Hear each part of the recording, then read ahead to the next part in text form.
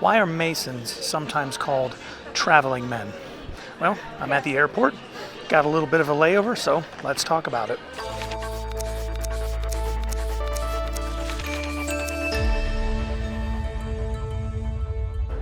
Welcome to the Scottish Rite of Freemasonry channel.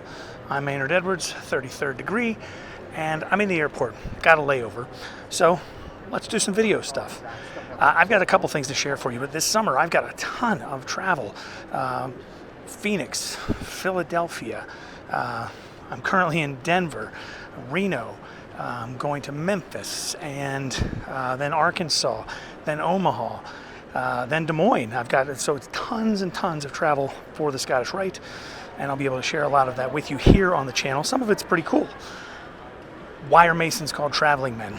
Well, this is one of those Masonic things that doesn't have a great answer. Captain Fox C31 and out, welcome. The first theory as to why Masons are often called traveling men, or will walk up to each other and say, hey, are you a traveler? Hey, traveler, how are you? That kind of thing, is that as Masons, we're constantly traveling from west to east. We're always looking for more knowledge. We're always looking to improve ourselves. So we're always on that journey from west to east, traveling towards that easterly path, towards that light, towards that knowledge. That's answer number one. It's nice. It's a romantic answer. I don't think it has an attachment to historic reality.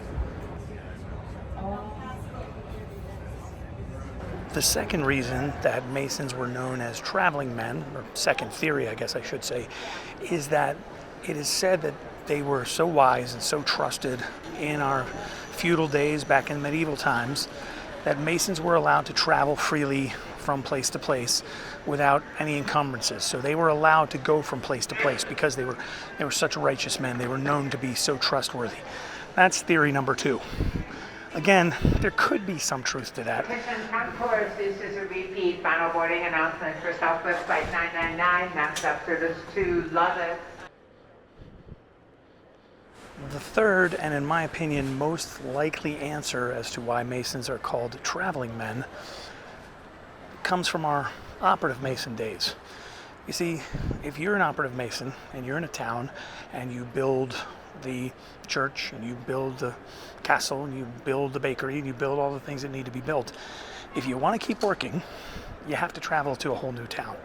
You have to travel to a place where those things have not been built. So that is why Masons adopted modes of recognition between one another, so that if I left this town and this building project to go work on another building project in another town, I traveled from one place to another. Once I got there, I would be able to prove myself by showing those modes of recognition. So that's the third theory, and that's the one that I lean towards as being most accurate. And speaking of traveling men, my friend and brother, Jim Robinson, 32nd degree from the Valley of Atlanta, he has been traveling a bunch, and recently he traveled to Switzerland. And while he was there, he got to meet up with the Grand Commander of the Scottish Rite in Switzerland, and he sent us a video. My name is Jim Robinson, 32nd degree out of the Orient of Georgia, Valley of Atlanta, and today I am an international correspondent. Yes, I am here in Switzerland and with the Sovereign Grand Commander, Illustrious Urs Weber.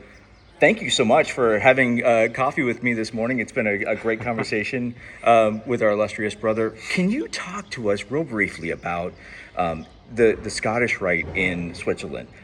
This is a very proud, proud man right here of his rite, newly elected, of course, Grand Commander. What does that look like to be a Scottish Rite Mason and to be in charge of the Scottish Rite Masons in Switzerland? Okay, let me give you short information about Switzerland. Switzerland is a very small country, has a population of 9 million. Yep. And in the Grand Lodge we have 3,500 members. So the Scottish Rite has about 800 members, so comparatively small. But in comparison to other European countries, comparatively big, as we have 1/4 of the Blue Lodge Masons are members with the Rite. We have 10 chapters, that's the 18th degree. We have 10 Areopaguses, that's the 30th degree. 1 consistory. but split up in a consistory for the French language and for the German language, and then 99 members in the 33rd degree, out of which 33 are forming the Supreme Council.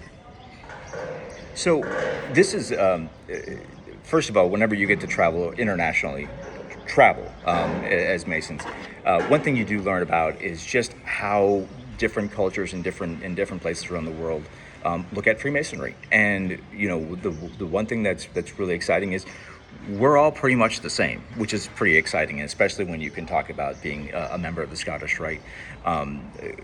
Grand Commander, you've definitely have a pretty great plan ahead of you. You're already on your way. What do you think is sort of the key to success for the Scottish Rite in Switzerland? And what can you tell us about the country itself in terms of Scottish Rite Masonry?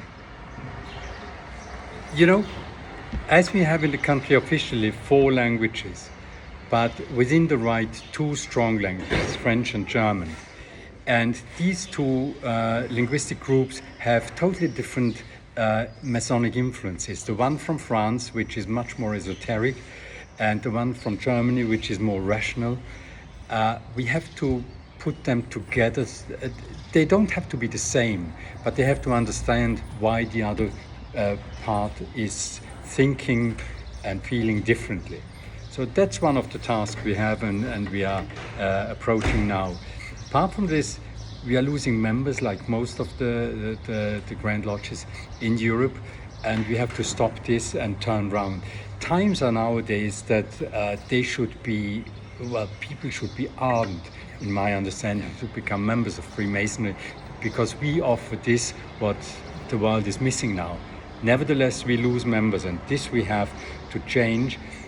We just talked about this. We have to change the approach of our lodges with regard to the young members, because the lodges and the chapters have to bring something to the members and not the members to us. And this is a total change in approach. And elderly members like me, we have still this old approach, and we have to learn that this has to be changed. And I think these are 2 of the main subjects we have nowadays. I just have to say that, first of all, personally, this has been a wonderful and great honor to meet with you this morning. I thank you for the time. Thank you much and for me. I'm pretty sure we're going to hear more from our Sovereign Grand Commander here in Switzerland, because you have a lot of great things to say and a lot of great things to include into the conversations that we are having throughout the world, and of course for our southern jurisdiction in the United States. So, Grand Commander, thank you so much for being with me today. I am very grateful to talk to you. There you go.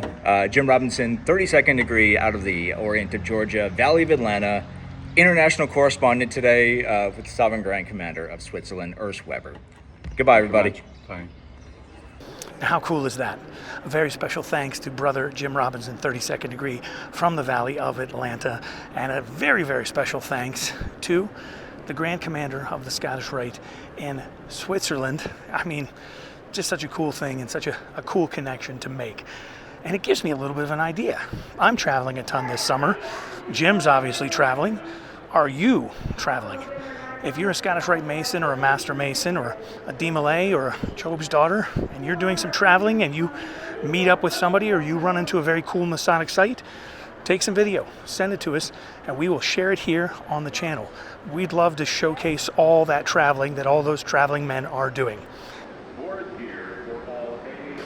Thank you so much for watching, and don't forget, thumbs up, subscribe, leave a comment below. You know the drill. We'll catch you next time.